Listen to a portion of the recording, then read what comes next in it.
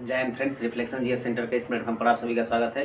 तो आज 8 अप्रैल 2023 से आज 23 का जो करंट अफेयर्स के क्वेश्चन है, तो आज हम लोग उस क्वेश्चन को देखते हैं। तो मेरा आज का पहला क्वेश्चन है, विश्व स्वास्थ्य दिवस कब मनाया जाता है? तो विश्व स्वास्थ्य दिवस 7 अप्रैल को मनाया जाता है। 7 अप्रैल को क्यों मनाया जाता है? तो 7 अप्रैल 1948 को ही WHO की स्थापना हुई थी, जिस कारण 7 अप्रैल को विश्व स्वास्थ्य दिवस मनाया जाता है। अब WHO की बात आई तो WHO का हेडक्वार्टर कहाँ पे है? तो जिनेवा में है। इसके हेड कौन है? तो अभी इसके हेड डॉक्टर टेड्रोस हैं। पहली बार स्वास्थ्य दिवस कब मनाया गया था? तो पहली बार स्वास्थ्य दिवस 1949 में मनाया गया था। हाल 2023 का जो स्वास्थ्य दिवस मनाया गया, इसका थीम क्या रखा गया है? तो हेल्थ फॉर ऑल इसका थीम रखा गया है। अब हाल ही में राइट टू हेल्थ बिल किस राज्य द्वारा पारित किया गया था, लाया गया है? तो राजस्थान के द्वारा लाया गया है। हाल ही में वर्ल्ड टीवी दिवस मनाया गया, जो 24 मार्च को मनाया गया, और इसका थीम क्या रखा गया? Yes you can do it.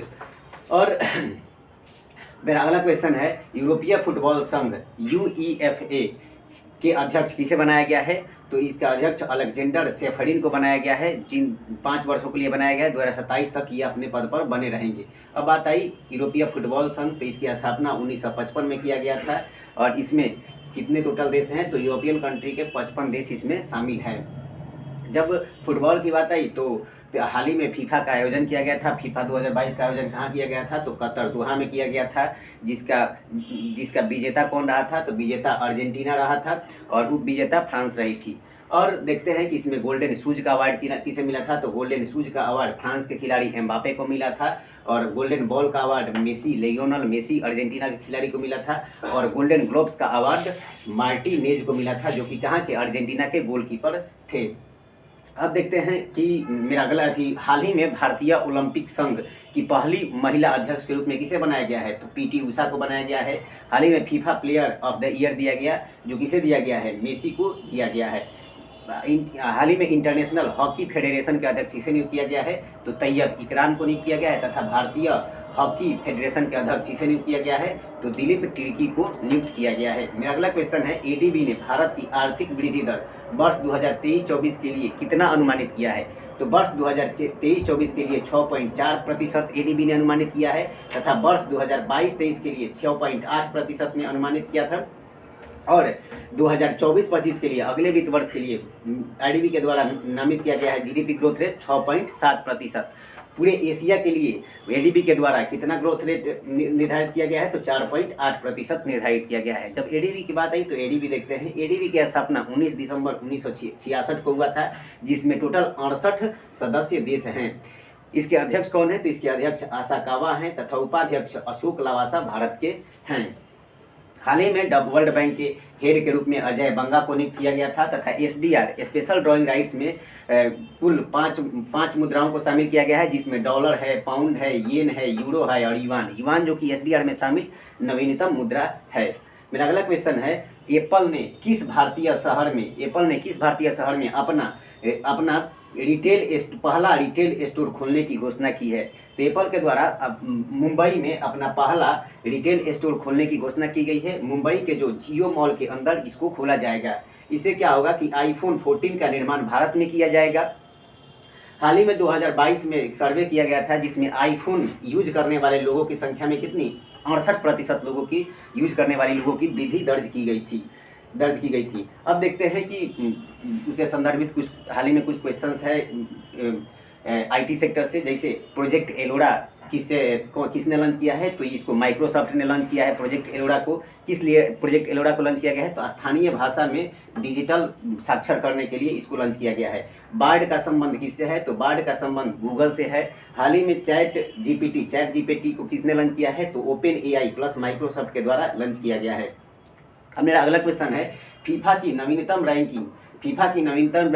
Ranking में भारत की फुटबॉल टीम कौन से स्थान पर आई? तो फीफा की नवीनतम रैंकिंग में भारत की फुटबॉल टीम 101 स्थान पर रही, जिसमें फर्स्ट स्थान पर कौन? तो अर्जेंटीना, जो हाल ही में फीफा वर्ल्ड कप जीता था। और दूसरे स्थान पर फ्रांस। फीफा की स्थापना 1904 में किया गया था, जिसका हेड क्वार्टर कहाँ पे है? ज्यूरिख में है इसका हेड क्वार्टर। और इसके हेड कौन है? इसके हेड इन्फेंटिनो हैं। अब हाल ही में संतोष ट्रॉफी जो फुटबॉल से संबंधित है, इसका विजेता कौन रहा? तो इसका विजेता कर्नाटक रहा। और हाल ही में hockey player of the year दिया गया है। तो hockey player of the year male में दिया गया है हार्दिक सिंह, तथा फीमेल में दिया गया है सविता पुनिया को दिया गया है। हाल ही में फीफा अंडर 17 महिला विश्व कप का आयोजन किया गया, भारत में किया गया था, भारत के उड़ीसा राज्य में किया गया था, जिसमें विजेता टीम रही स्पेन तथा इसका शुभंकर ईवा था। नेक्स्ट मेरा क्वेश्चन है, संयुक्त सैन्य अभ्यास कवच का आयोजन कहाँ किया गया था? ये कवच का आयोजन अंडमान निकोबार द्वीप समूह के पोर्ट ब्लेयर नामक स्थान पर किया, अंडमान निकोबार द्वीप समूह में किया गया था। इसमें कवच अभ्यास में भारत के सेनाओं ने भाग लिया, भारत की थल सेना, जल सेना, वायु सेना और कोस्ट गार्ड की सेना ने भाग लिया था। अब हाल ही में ट्रॉपेक्स एक्सरसाइज किया गया था, जो कि नेवी के द्वारा, भारतीय नेवी के द्वारा किया गया था। ये कहाँ किया गया था? तो हिंद महासागर में किया गया था। अब मेरा अगला क्वेश्चन है 7 नंबर, एयरपोर्ट काउंसिल इंटरनेशनल की दुनिया की सबसे व्यस्त एयरपोर्ट की सूची में दिल्ली एयरपोर्ट को किस स्थान पर रखा गया है? तो एयरपोर्ट काउंसिल इंटरनेशनल के द्वारा एक रिपोर्ट जारी की गई है, जिसमें दिल्ली को सबसे व्यस्त एयरपोर्ट के रूप में 9वां स्थान पर रखा गया है, तथा टॉप 10 में व्यस्ततम एयरपोर्ट के रूप में पाँच एयरपोर्ट यूएसए के हैं, जो सबसे व्यस्ततम एयरपोर्ट है। तथा फर्स्ट स्थान पर कौन है? तो अटलांटा हर्ट्सफील्ड है। हाल ही में डोनी पोलो एयरपोर्ट जो फेमस है, डोनी पोलो एयरपोर्ट कहाँ पे है? तो अरुणाचल प्रदेश में है।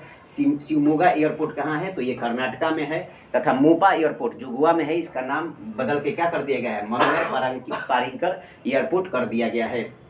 मेरा अगला क्वेश्चन है, प्रोजेक्ट हाथी के 30 वर्ष पूरा होने के उपलक्ष्य में पहले गज उत्सव का आयोजन कहाँ किया गया? तो ये पहले गज उत्सव का आयोजन असम में काजीरंगा नेशनल पार्क में किया गया है। राष्ट्रपति द्रौपदी मुर्मू के द्वारा इसको किया गया है। यह 2 दिवसीय चलने वाला एक उत्सव है, जिसमें इसका उद्देश्य क्या रखा गया है? जो मानव हाथी का संघर्ष है उसे रोकना इसका मुख्य उद्देश्य है। हाल ही में गजमित्र पहल वेस्ट बंगाल के द्वारा शुरू किया गया था। ये भी मानव हाथी संघर्ष को रोकने के लिए स्टार्ट किया गया था।